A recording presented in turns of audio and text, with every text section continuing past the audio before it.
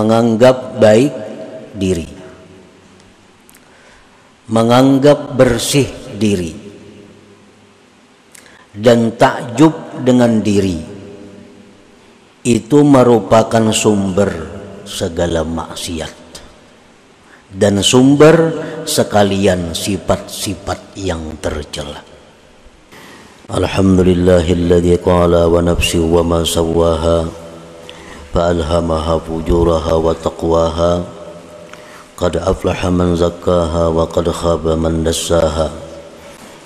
Asyhadu an la ilaha illallah wahdahu la syarika lahu syahadatan man arafa ma'naha wa asyhadu anna sayyidana Muhammadan abduhu wa rasuluhu khairul khaliqati wa atqaha. Allahumma salli wa sallim ala sayyidina Muhammadin afdalil bariyati wa asnaha wa ala alihi wa sahbihi wa dzurriyyatihi wa atba'ihi khairil ummati wa azkaha, amma ba'du. Yang kita hormati dan kita cintai para habaib dan para alim ulama, para muhibbin, hadirin hadirat rahimakumullah. Alhamdulillah, puji syukur kita haturkan kehadirat Allah yang mana dengan taufik dan hidayah serta inayah dan anugerah lain yang diberikan kepada kita, sehingga kita malam ini dapat berkumpul bersama-sama di majelis yang penuh berkah dan rahmah ini. Salawat dan salam kita haturkan kepada junjungan kita Nabi besar Muhammad sallallahu alaihi wasallam dan kepada seluruh keluarga, para sahabat, zuriat dan pengikut beliau. Para muhibbin rahimakumullah, al-hikmatul khamisatu wathalathun minal hikamil ataiyah. Qala al-Imam Ahmad ibnu Athaillah Sakandari rahimahullah wa nafa'ana bi ulumi. Hikmah yang ke-35 dari Al-Hikamil Athaiyah. Berkata Imam Ahmad bin Athaillah As-Sakandari rahimahullah, aslu kulli ma'siyatin wa ghaflatin wa syahwatin ar-ridha 'anin nafsi, wa aslu kulli ta'atin wa yaqzatin wa iffatin adamur ridha minka anha, wala an tashhaba jahilan la yarda an nafsihi khairun laka min an tashhaba aliman yarda an nafsihi, fa ayyu ilmin li alimin yarda an nafsihi wa ayyu jahlin li jahilin la yarda an nafsihi. Yang artinya bermula asal sumber tiap-tiap maksiat, kelalaian dan keinginan-keinginan jahat, sumbernya adalah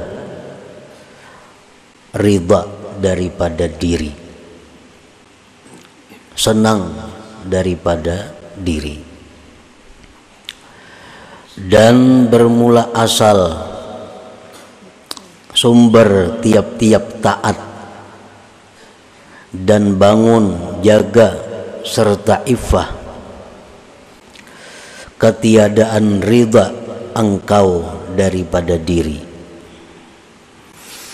Dan sungguh bahwa kamu berteman orang yang jahil, yang tidak ridha daripada dirinya, lebih baik bagi engkau daripada berteman orang yang alim, yang ridha daripada dirinya. Maka apa jua ilmu bagi orang alim itu yang dia ridha daripada dirinya, dan apa jua kejahilan bagi orang yang jahil yang dia tidak ridha daripada dirinya. Nah, itulah hikmah yang ke-35 dari Al-Hikam Al-Athaiyah ini. Para muhibbin rahimakumullah, Maksudnya daripada hikmah yang ke-35 itu adalah istihsanun nafsi wa tazkiyatuha wa i'jabuha aslu kulli ma'siyah wa aslu jami'i sifatil mazmumat.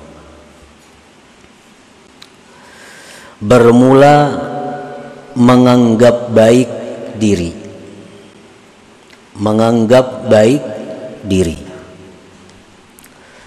menganggap bersih diri, dan takjub dengan diri, itu merupakan sumber segala maksiat dan sumber sekalian sifat-sifat yang tercela. Kita merasa diri kita ini sudah baik, kita merasa diri kita ini sudah bersih. Nah, apabila kita merasa demikian itu, maka perasaan itu adalah merupakan sumber kemaksiatan dan sumber segala sifat-sifat yang tercela.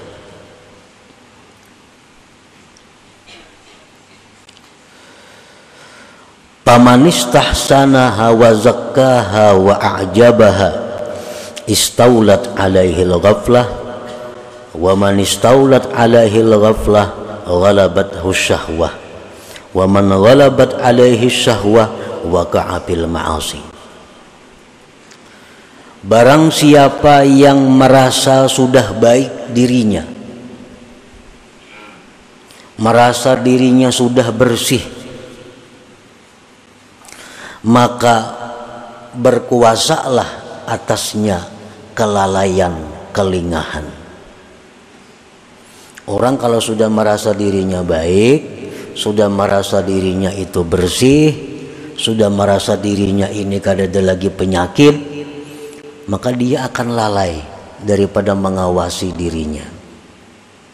Dia akan malas menambah ilmu pengetahuan. Dia akan malas menambah amaliyah-amaliyah karena sudah menganggap dirinya baik. Orang yang merasakan dirinya sudah baik, orang yang merasa dirinya sudah bersih, dia akan lalai. Dan orang yang lalai itu dikalahkan oleh syahwat, oleh keinginan-keinginan yang negatif, yang tidak baik. Dan barang siapa yang dikalahkan oleh syahwatnya, oleh keinginan-keinginan jahatnya, maka dia pasti akan terjatuh di dalam kemaksiatan. Nah, para muhibbin rahimakumullah, Allah Subhanahu wa taala berfirman, "Fala tuzakku anfusakum huwa a'lam bimanittaqa." Dengan tegas Allah berfirman, jangan kamu menganggap bersih diri kamu. Jangan merasa harat, jangan merasa sudah pak alimnya, jangan merasa sudah pembanyaknya ibadah, jangan merasa tinggi ilmu. Allah yang tahu siapa-siapa orang yang takwa kepadanya itu. Nah, jadi memuji diri itu berarti adalah menganggap dirinya baik. Setiap orang yang memuji dirinya, maka berarti dia menganggap dirinya baik. Bila menganggap dirinya itu baik, maka orang ini pasti akan jatuh dalam kemaksiatan. Rasulullah sallallahu alaihi wasallam bersabda, "Salasun muhlikat." Ujar Nabi, ada 3 yang membinasakan. Salah satunya beliau menjawab, wa i'jabul mar'i binafsih. Takjubnya seseorang dengan dirinya sendiri. Wa adamur ridha bin nafsi wa su'uz zanni biha wa tuhmatu biha aslu kulli ta'atin wa aslu jami'i sifatil mahmudat. Ketiadaan ridha dengan diri, dia merasa dirinya nih kada baik. Dan buruk sangka dengan dirinya, buruk sangka dengan diri sendiri, dan tidak percaya dengan diri sendiri, itu merupakan sumber segala taat, sumber segala taat, dan sumber sifat-sifat yang terpuji. Kalau kita merasa kotor, kalau kita merasa banyak penyakit, kalau kita merasa diri ini hina, nah itu adalah sumber kebaikan, sumber segala sifat yang terpuji.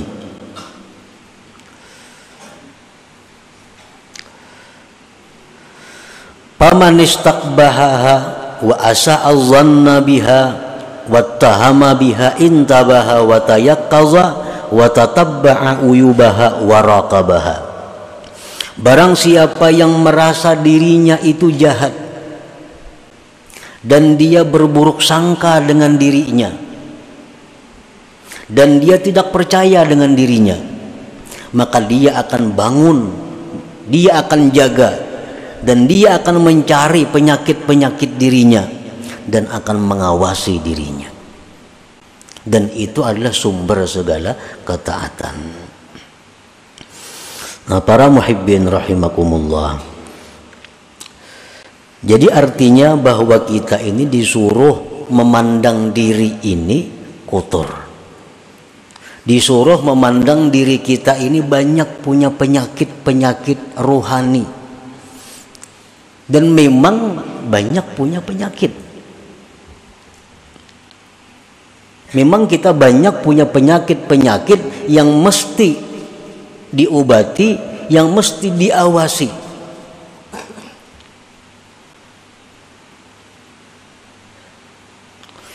Imam Ghazali rahimahullah berkata, "Idza aradallahu bi'abdin khairan bassarahu bi'uyubi nafsih."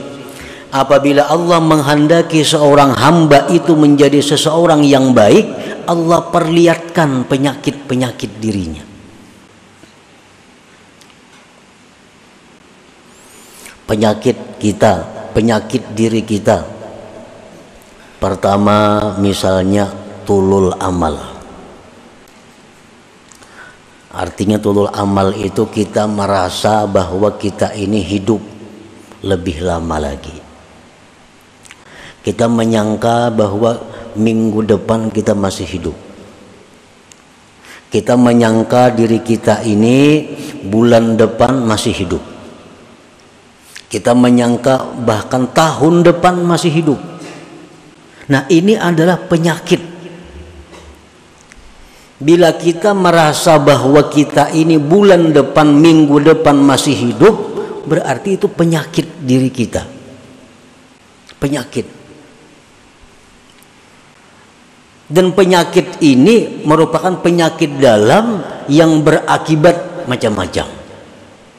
Kalau kita merasa masih lawas lagi hidup, satu, kita menunda-nunda tobat. Nah, itu akibatnya. Kayak orang panas dalam, akibatnya timbul sariawan, timbul rakungan sakit, timbul macam-macam. Nah, sama ini, orang yang merasa bahwa bulan depan, tahun depan masih hidup, satu, menunda-nunda tobat, kayak nagin tobat, menunda-nunda amal salih, menunda berbuat kebaikan, menunda menuntut ilmu. Nah, ini penyakit. Jadi kalau ada dalam diri kita penyakit yang namanya tulul amal, itu wajib hukumnya kita mengobati supaya jangan ada lagi tulul amal itu. Nah, itu pertama penyakit kita, tulul amal. Yang kedua, mungkin penyakit rata-rata kita adalah tamak. Tamak bid dunia wa qanaah bil akhirah. Tamak. Arti tamak itu adalah bahwa kita ini masih merasa kurang. Urusan-urusan harta duniawi merasa kurang. Apa yang sudah diberikan Allah selama ini kepada kita, kita merasa belum cukup dan selalu hendak menambah, selalu hendak menambah. nang bisa buah hendak dua, nang dua hendak tiga, tiga hendak empat. Nah, ini adalah uyubun nafsi, ini penyakit. Akibatnya apa orang yang ini, orang yang punya penyakit tamak ini akibatnya banyak akibatnya. Satu, mau mengangkat embunuran. Batas tanah misalnya, di sini mau mengangkat. Nah, ini tamak. Kalau cukup lawan ada. Inya mengejar apa yang dicarinya walaupun dengan jalan yang haram untuk memenuhi targetnya. Nah, ini akibat penyakit yang ada pada diri kita, tamak. Otomatis orang tamak itu kikir karena takutan berkurang. Nah, kikir. Nah, dan itu ada pada diri kita. Jadi kalau kita menganggap bahwa diri kita ini baik, nah, menganggap diri kita ini sudah bersih, menganggap diri kita ini mulia, padahal ada penyakit-penyakit seperti itu di dalam diri kita.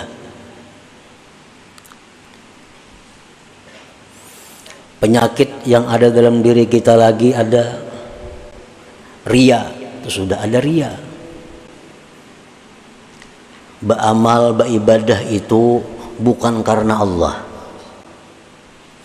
Ada juga orang beramal, beribadah itu karena Allah, tapi minta dibalas di dunia. Ria juga. Orang baca surah Waqiah mudahan dapat rezeki berlimpah ruah. Orang membaca amalan ini supaya jadi orang dimuliakan oleh manusia. Orang baca amalan wirid ini supaya dihormati oleh manusia. Walaupun dia itu karena Allah, tapi tujuannya manfaat amalan itu dalam dunia. Nah, ini pun kalau ada dalam diri kita penyakit. Nah, apabila Allah Subhanahu wa ta'ala menghendaki kita ini menjadi orang yang baik, Allah memperlihatkan kepada kita penyakit-penyakit diri kita. Pemarah. Pemarah itu penyakit. Sedikit sarik. Kalau marahnya itu marah fillah, itu disuruh. Arti marah fillah itu marah di jalan Allah. Nah, ada orang yang melanggar hukum Allah, dia marah. Melanggar hukum Allah. Ada pemarah ini kada. Kalau ada sesuatu yang kada cucuk lawan inya, marah. Nah, itu pemarah ngarannya. Dan pemarah ini penyakit, bisa berakibat dendam, bisa berakibat berniat buruk kepada orang lain. Nah, bermula dari pemarah. Orang yang merasa dirinya pemarah itu wajib hukumnya fardu ain menghilangkan penyakit pemarah itu. Sebab dengan adanya marah itu kita dipermainkan syaitan seperti bola, ditendangnya ke sana, tendangnya ke sini. Dan orang yang sudah pemarah itu berkata-kata yang tidak terukur lagi. Kada tahu orang tua, kada tahu kuitan, kada tahu siapa. Bila sudah marah itu macam-macam. Allah Subhanahu wa ta'ala memuji di dalam Al-Quran, wal kazimin al ghaiza, orang-orang yang mampu menahan marahnya.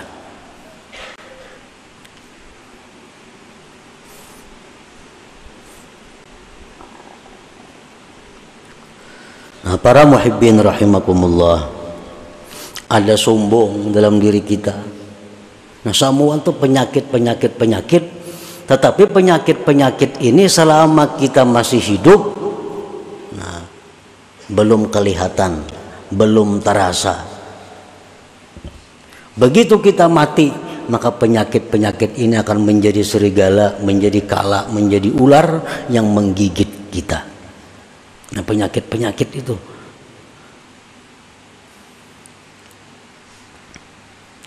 Apabila Allah Subhanahu wa ta'ala menghendaki kita ini menjadi orang yang baik, Allah perlihatkan kepada kita tentang penyakit-penyakit diri kita. Jadi wajib kita nih berubat. Kamana berubat lawan orang nang mengerti masalah itu. Pas'alu ahla dzikri in kuntum la ta'lamun. Nang mana pemarah berubat pang. Nah ulun ini pemarah pernah apa ubatnya nah? Napa ubatnya? Ulun ini pendendam, napa yuk ubatnya supaya ampih pendendam itu? Ulun ini tulul amal, napa yuk ubatnya supaya ampih tulul amal tuh macam apa caranya? Jarang orang ada yang berubat seperti itu. Kalau sakit pinggang, lancap mencari tukang urut kemana-mana. Sakit awak cari ubat itu ini. Padahal sakit-sakit jasmani ini begitu kita mati tamat penyakitnya. Begitu kita mati hilang sakit. Tapi kalau penyakit-penyakit rohani tadi begitu kita mati, nah disitulah mulai timbul penyakit. Marah berubah menjadi kala, dendam berubah menjadi ular, ini berubah menjadi serigala yang selalu menggigit menerkam kita. Dan itu berlaku sejak dicabutnya nyawa kita sampai kayaknya diperhitungkan oleh Allah Subhanahu wa ta'ala.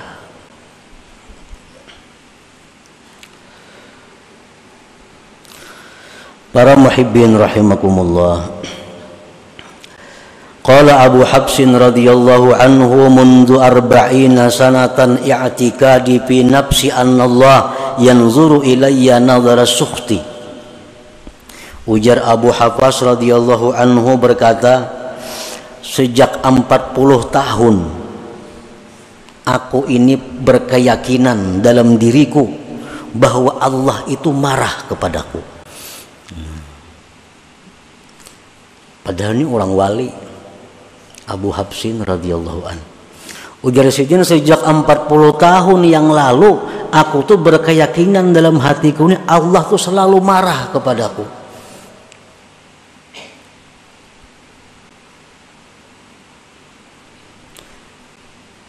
Nah, jadi artinya apa?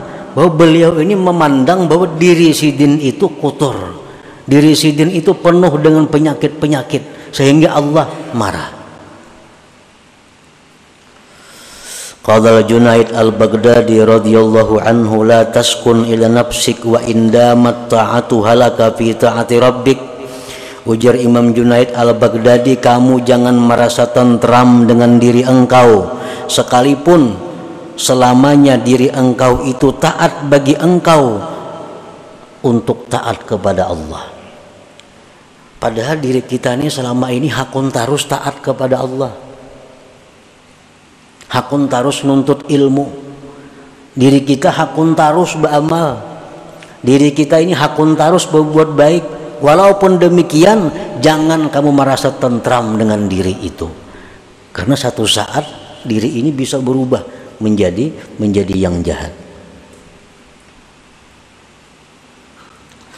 Berkata lagi sebagian ulama, wa man nadhara ilaiha bistihsani syai'in minha faqad ahlakaha. Barang siapa yang memandang kepada dirinya dengan menganggap baik sesuatu daripada dirinya, maka itu mencelakakannya. Nah, para muhibbin rahimakumullah. Jadi kita menuntut ilmu,